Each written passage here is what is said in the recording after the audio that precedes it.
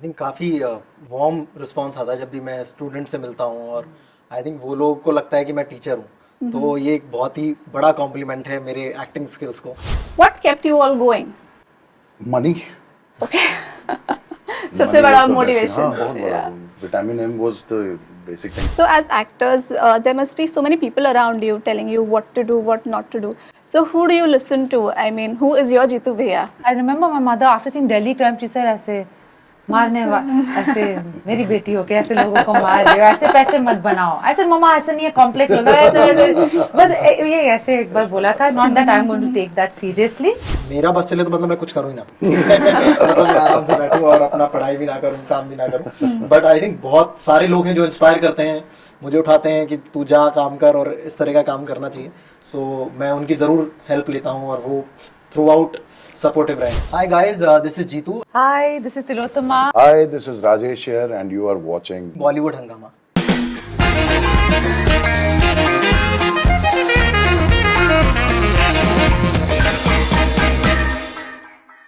Hi guys, I'm Kareena Mitchwal and we have here with us the incredible stars of Kota Factory Season 3. Hello, welcome to Bollywood Hangama. Hi. How are you all doing? Good. Very good. So many congratulations on Season 3 of Kota Factory. It has come so far. It's a very big achievement. So kudos to the team. So Jeeta, I'd like to start with you. जब आप लोगों से मिलते हैं, especially students और youngsters से, so वो क्या feedback देते हैं आपको इस show के बारे में? आई थिंक काफ़ी वार्म रिस्पॉन्स आता है जब भी मैं स्टूडेंट से मिलता हूँ, और आई थिंक वो लोगों को लगता है कि मैं टीचर हूँ, तो ये एक बहुत ही बड़ा कॉम्प्लीमेंट है मेरे एक्टिंग स्किल्स को, जो कि हर एक्टर को यही चाहता है कि जो कैरेक्टर परफॉर्म करे वो लोगों तक पहुँचे। तो अच्छा फील होता है कि उनको मैं वो जीतू भैया वाला कैरेक्टर लगता हूँ, उनको लगता है कि मैं टीचर हूँ, तो काफ़ी वार्मथ वाला रिस्पॉन्स आता है जब भी मैं किसी स्टूडेंट से मिलता हूँ। वो लोग अपनी प्रॉब्लम्स लेके आ जाते हैं और वो मुझसे आंसर चाहते हैं कि मैं उनकी प्रॉब्लम सॉल्व कर दूँ या उनकी सिचुएशन सॉल्व कर दूँ।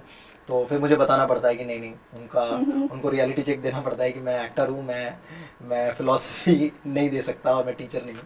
तो काफ़ी अच्छा रिस्पॉन्स है in general. Great. So Tilotma, you're the newest addition to the show. This is for people who haven't watched the trailer yet. Tell us what can they expect from your character and when did you come on board? Like you said, I came on board. The building was already built. The building was already loved. It was already a landmark that was created by wonderful friends, I would say, and who trusted and respected each other and came together to make something that was very unique to their experience. And that's Kota Factory. And I walked in, I was invited to enter when it was already built. And so for me, it was really it was really a privilege to be invited into the room. And when I met the makers of, the minds behind TVF and the show, I was really moved by their sense of camaraderie. And also at that time, I had heard about, on my phone, the news alert so happened right after my meeting was the terribly tragic news of student suicide in Kota. And I really felt that kind of helped me make my mind, that I'm working with people who, where, for an actor to really be able to do anything, they need to be in an environment that is safe. And that was an absolute, after meeting the TVF gang. And then realizing why I should do it, the answer was so clear. That, as one goes through life, you really, so much of your preoccupation is what does the future hold, what does the future hold? And if you really want the answer, I think the answer boils down to, well, the future will be made of the young people of today. And how we engage with the young people of today, how we support them in their journey, learn from them, will decide the quality of my future. So one hopes to do that in one's own life, but to be able to get an opportunity at work, to be able to do a show in which the center and the heartbeat of the show is the well-being of young adults, I felt very fortunate to be invited to that room, and I'm a teacher in this world and a teacher who is thankfully very supportive of Jitu Bhaiya. So yeah. So looking forward to watching you in this season. So my next question is for all three of you. Season 2 में महेश्वरी जी का एक बहुत ही terrifying orientation speech होता है where he just shocks everyone with this stat कि IIT exam में entrance का जो success ratio है that is 0.44%. And I feel somewhere it is also it also goes with people in the entertainment industry, right? So जब आप newcomers थे, जब आप industry में आने के लिए अपने sort of entrance test दे रहे थे, what kept you all going? Money. Okay. Money सबसे बड़ा was the best thing. motivation. हाँ, बहुत बड़ा. Vitamin M was the basic thing because I remember मैं mass communication का मेरा interview था. उसी दिन मुझे पहला काम मिला था. So I asked them कि कितना पैसा मिल रहा है. They said 1,000 rupees. So I did not go for the interview. I never went Okay. for mass communication. I went for acting. तो सबसे प्रायोरिटी तो वही था. बाकी उसके अलावा एक ऑनेस्ट अप्रोच था इस प्रोफेशन के लिए जो अपने आप धीरे थोड़ा पका है.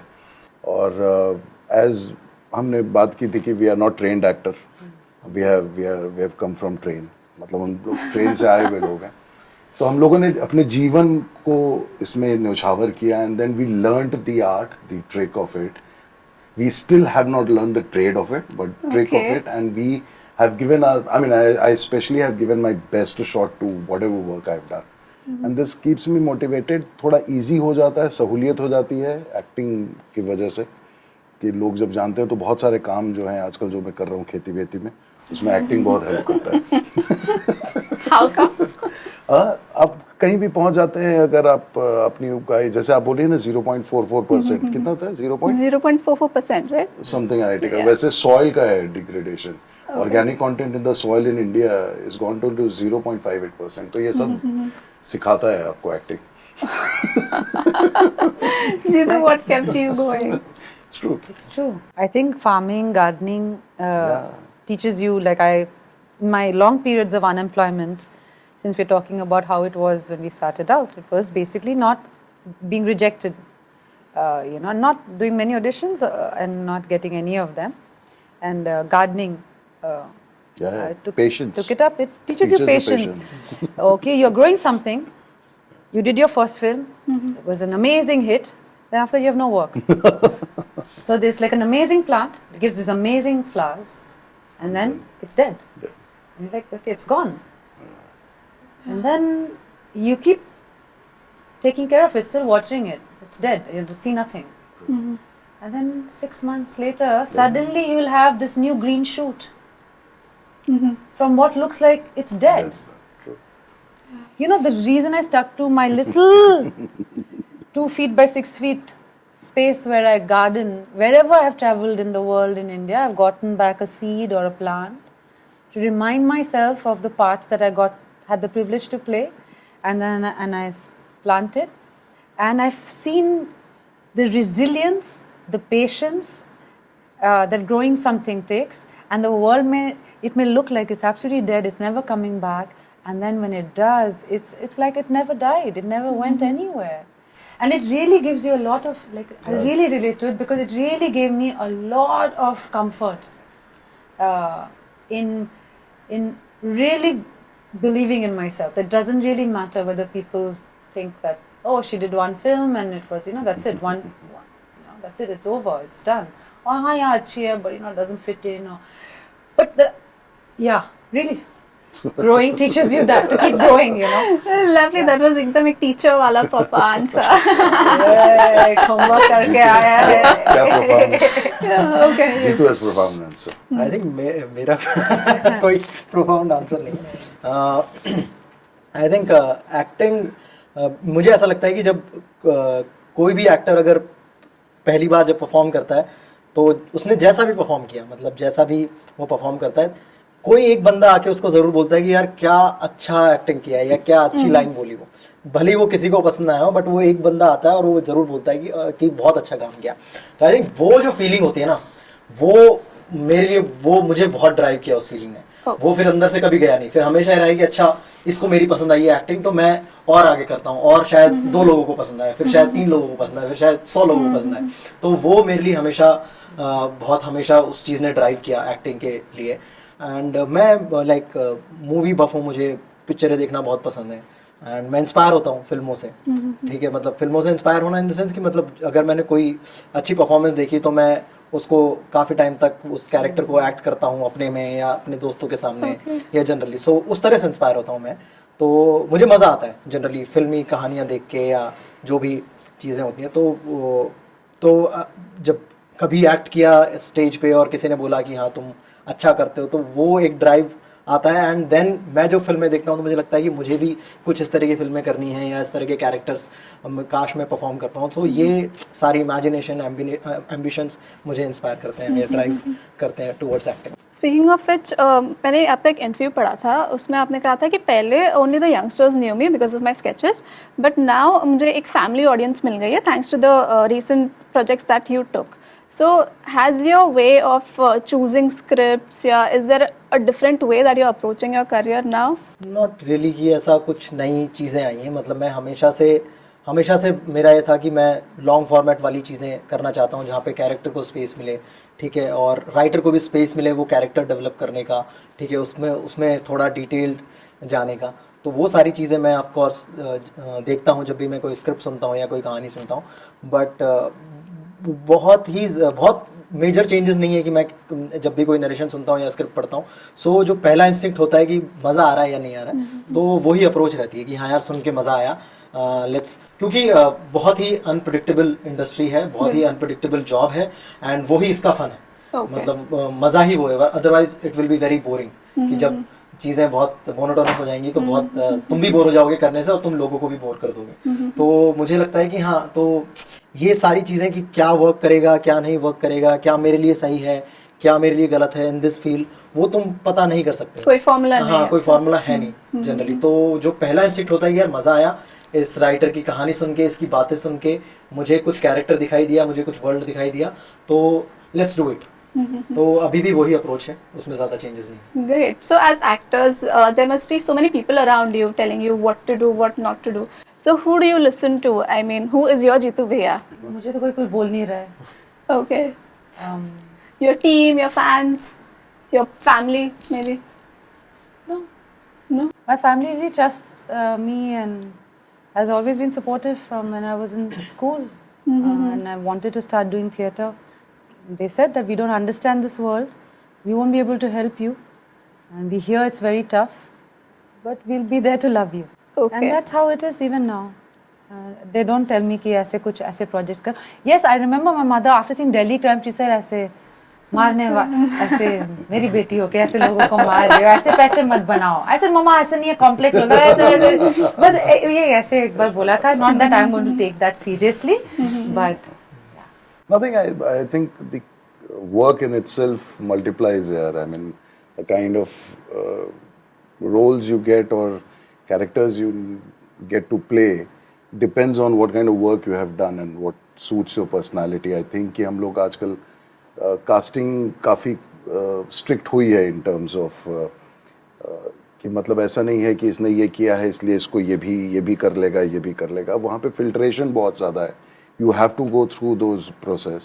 So I think उस process में ही समझ में आ जाता है कि should I do this or I should not do that. And it's a very individual thing. I mean, no one's advice will ever work. क्योंकि मुझे तो बहुत सारे लोगों ने बोला कि I can replace someone, but you know, आज वो बेचारा आज superstar है, can't do anything about it. So it never works. तुम ये रोल कर लो यार, पता चला अच्छा वो तो शाहरुख कर रहे हैं. जी सर. आई थिंक मेंटोर तो बहुत, मतलब आई थिंक मैं बिना मेंटोर के कभी सरवाइव ही नहीं कर पाता अपनी लाइफ में. तो बहुत सारे मेंटोर्स रहे हैं time to time. I think जब मैं स्कूल में था तो मेरे कज़न भैया हैं, वो मेरे जीतू भैया हुआ करते थे. तो जनरली जो भी प्रॉब्लम्स आती थी, जो भी मेरे क्वेश्चन होते थे, तो वो बहुत सेंसिबली उन चीज़ों का जवाब देते थे. और वो ट्रस्ट वाली बात है कि तुम, बिकॉज तुम्हारी एक अच्छी बॉन्डिंग है, तो तुम उस जवाब को, चाहे वो सही हो या गलत हो, तुम उसको एक्सेप्ट करते हो और तुम आगे बढ़ते हो. तो वैसे मेंटोरशिप हमेशा से रही है. एंड आई डोंट थिंक कि मतलब मैं कभी भी बिना मेंटोरशिप के सरवाइव कर पाता इस लाइफ में, क्योंकि मैं बहुत ही मेरा बस चले तो मतलब मैं कुछ करूँ ही ना मतलब मैं आराम से बैठूँ और अपना पढ़ाई भी ना करूँ, काम भी ना करूँ। बट आई थिंक बहुत सारे लोग हैं जो इंस्पायर करते हैं, मुझे उठाते हैं कि तू जा काम कर और इस तरह का काम करना चाहिए। सो मैं उनकी ज़रूर हेल्प लेता हूँ और वो थ्रू आउट सपोर्टिव रहे हैं। तो अभी भी बहुत सारे मेंटोर्स हैं एंड मेरी फैमिली में या मेरे दोस्तों में जो मुझे इंस्पायर करते हैं कि किस तरीके से मुझे अप्रोच करना चाहिए, और मैं ऑफ कोर्स उनकी एडवाइस टाइम टू टाइम लेते रहता हूँ। Okay, lovely. So the show is in black and white format. उसमें काफ़ी सारी फैन थियोरीज हैं, इंटरप्रिटेशंस हैं कि क्यों ये ब्लैक एंड वाइट में है। सो आपकी मेकर्स से लेके कभी बात हुई कि what is the idea behind keeping it black and white? कपड़े का खर्च बचता है। बहुत सारी चीजें बदली। मैं बहुत शुरू से इन्वॉल्व हूँ जब कोटा फैक्ट्री लिखा जा रहा था, ठीक है, और पूरा आइडिया कैसे आया और किस क्या वो एक्चुअली हमारा सर्वाइवल पॉइंट था कि उस टाइम पे हमें एक शो देना था क्योंकि एक ब्रांड के थ्रू वो बन रहा था और हमें कुछ पर्टिकुलर टाइम पे डिलीवरी देनी थी। तो वो हमारे पास उस पर थोड़ा सा प्रेशर था कि 3 महीने में लिखना है, 2 महीने में शूट करना है और अगले 3 महीने में पोस्ट पे काम करके 6-7 महीने के अंदर हमें वो डिलीवर करना है। तो वो एक सर्वाइवल वाली चीज़ थी उस टाइम पे कि एक बना दो।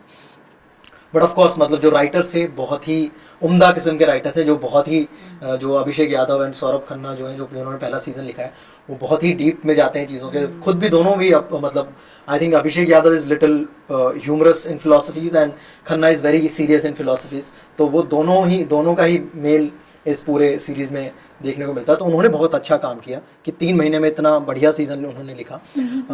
बट जब डायरेक्शन पे बात आई तो जो हमारे डायरेक्टर हैं सीजन 1 के राघव, उन्होंने ये बॉम्ब डाला कि can we shoot it in black and white. I think उनका शायद वो पर्सपेक्टिव था कि क्योंकि बिकॉज वो बहुत सारे स्टूडेंट वाले शोज ही बना रहे थे, हॉस्टल डेज भी उन्होंने डायरेक्ट किया था, तो उनको था कि कुछ अलग होना चाहिए। So that could be a visual difference. जब मैं कोटा शूट करने जाऊंगा तो वो उसमें विजुअली मैं कुछ अलग दिखा सकता हूँ। तो वो आई थिंक उसका ही पूरा थॉट प्रोसेस था कि मुझे ब्लैक एंड वाइट दिखाना है और उसके अपने रीजन से जो आई थिंक बाकी लोगों को थोड़ा सा कम समझ में आ रहे थे। एंड बिकॉज ब्रांड इन्वॉल्व था उस टाइम पे, तो दे वर लाइक कि ये ब्रांड मानेगा या नहीं मानेगा कि सडनली ये क्या तुम उठा के ला रहे हो कि ब्लैक एंड वाइट में बनाना है। बट एंड आई थिंक उस टाइम पे मुझे कुछ लोगों ने बोला था कि अपन आज राघव ये बताने वाला है कि मैं इसको ब्लैक एंड वाइट में मीटिंग होने वाली है, तो तू भी ये सपोर्ट करना कि नहीं इसको कलर में ही बनाते हैं। Okay.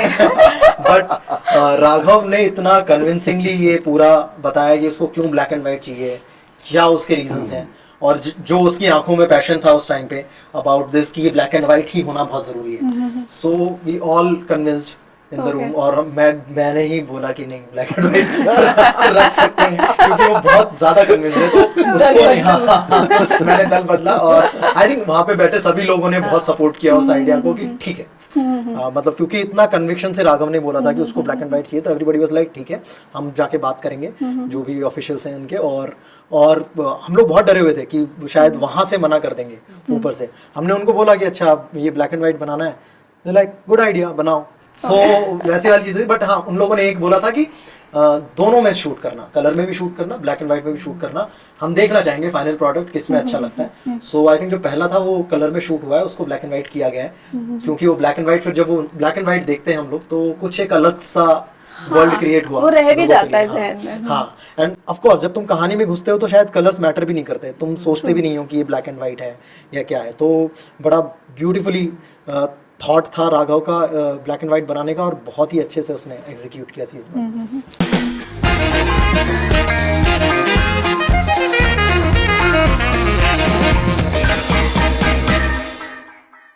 Hi guys, this is Jeetu. Hi, this is Tilottama. Hi, this is Rajesh here and you are watching Bollywood Hangama.